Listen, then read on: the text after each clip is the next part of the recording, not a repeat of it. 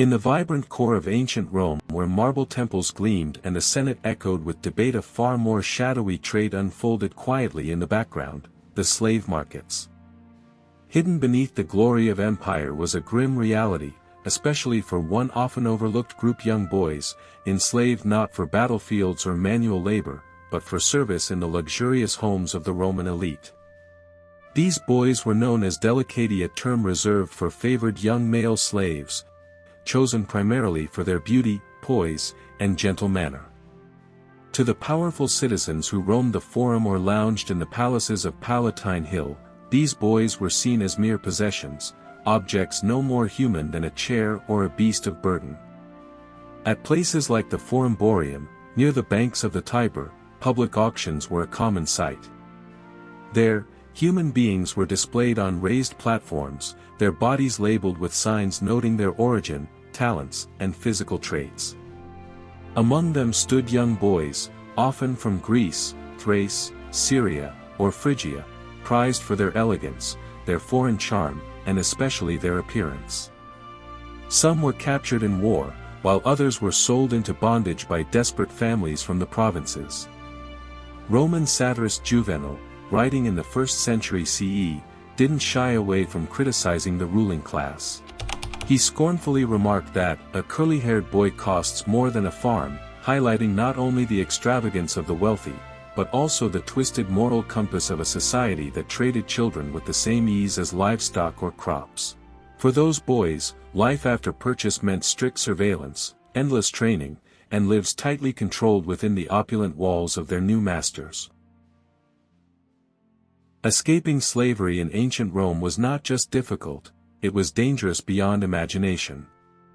For an enslaved boy, fleeing meant entering a world where every citizen was a potential enemy, every road could lead back to chains, and every moment was borrowed time. The empire had no tolerance for disobedience, especially from slaves. Under Roman law, a runaway slave was labeled fugitivus, a fugitive. This label came with brutal consequences. If caught, punishment was swift and merciless. Many were publicly flogged, sometimes to the point of unconsciousness, as a warning to others. For repeat attempts, branding was common, often the letters FUG seared into their foreheads to mark them forever as escapees. This wasn't just to shame them, it was a permanent scar of ownership and rebellion, impossible to hide.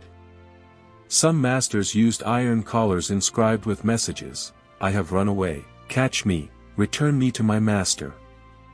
These were locked around the slave's neck to prevent future escape and to humiliate them in public.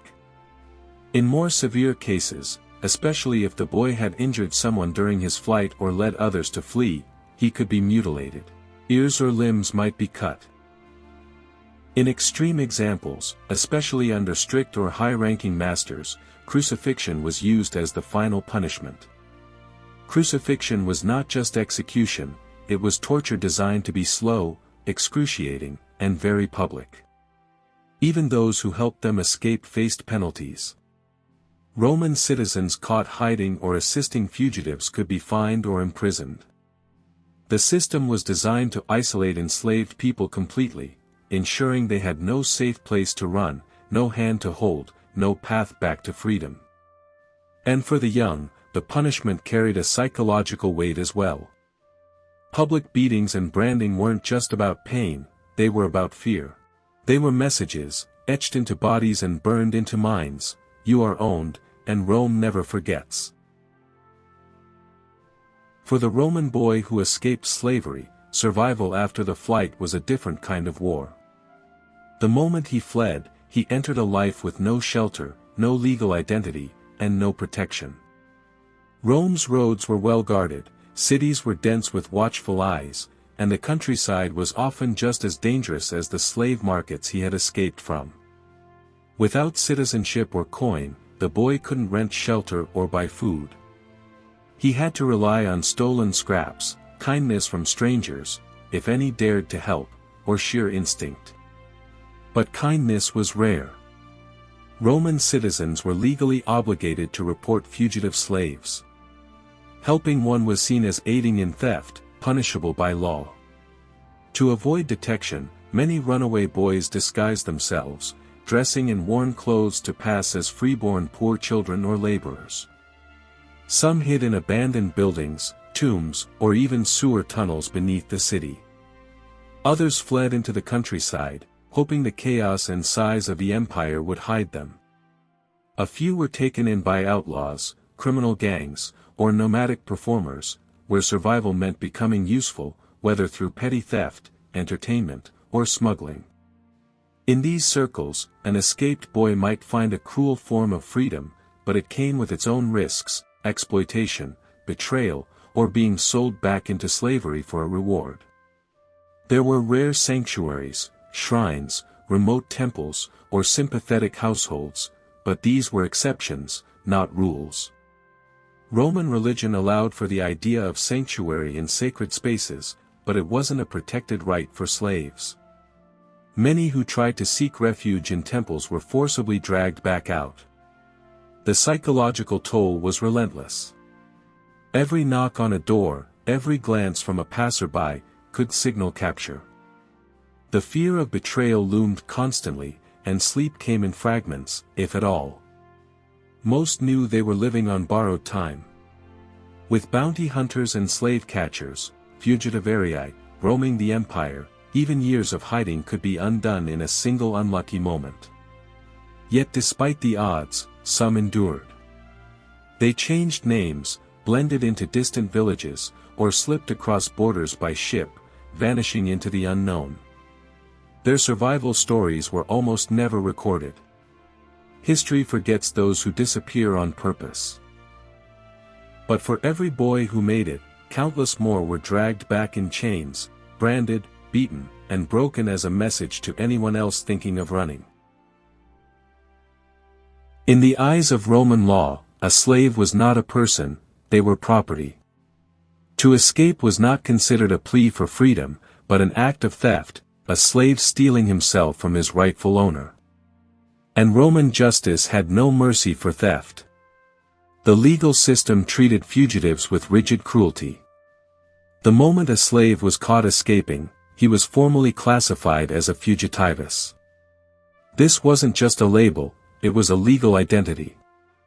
It erased any nuance behind the escape, whether the boy was fleeing abuse, hunger, or trauma, it didn't matter. He was now a criminal under Roman law. Owners were legally entitled to punish escaped slaves in whatever manner they saw fit. The state gave them full discretion, as long as the punishment didn't interfere with public order. That meant branding, whipping, chaining, mutilation, or even execution, could be carried out without any legal consequence to the master. To enforce this power structure, the empire relied on fugitivarii professional slave catchers. These were ruthless bounty hunters trained to track down fugitives. They scoured ports, markets, countryside roads, and city alleys. They worked for rewards, and they worked fast. If a slave was recaptured by one of them, the return was brutal. The boy would be dragged back, often in chains, sometimes paraded through the streets to reinforce the warning to others. But the law didn't stop at the slave. Anyone who aided or sheltered a runaway, intentionally or unknowingly, could face legal charges. Citizens caught helping could be fined, stripped of property, or imprisoned. In rare cases, they too could be enslaved if they couldn't pay the penalty. This legal terror ensured most people turned a blind eye, or worse, turned them in. For repeat escapees, Rome had a chilling punishment. Some were condemned to the mines, where death came slowly through exhaustion and dust. Others were thrown into the arena, forced to fight for their lives as punishment and public entertainment. And in the most extreme cases, crucifixion was carried out as a public deterrent. Slow, agonizing, and humiliating, it turned a disobedient child into a cautionary symbol. Even after punishment, many were permanently marked. Branding on the forehead or neck made sure they could never pretend to be free again.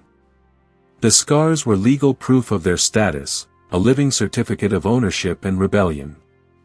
Roman law wasn't designed to offer justice to the enslaved.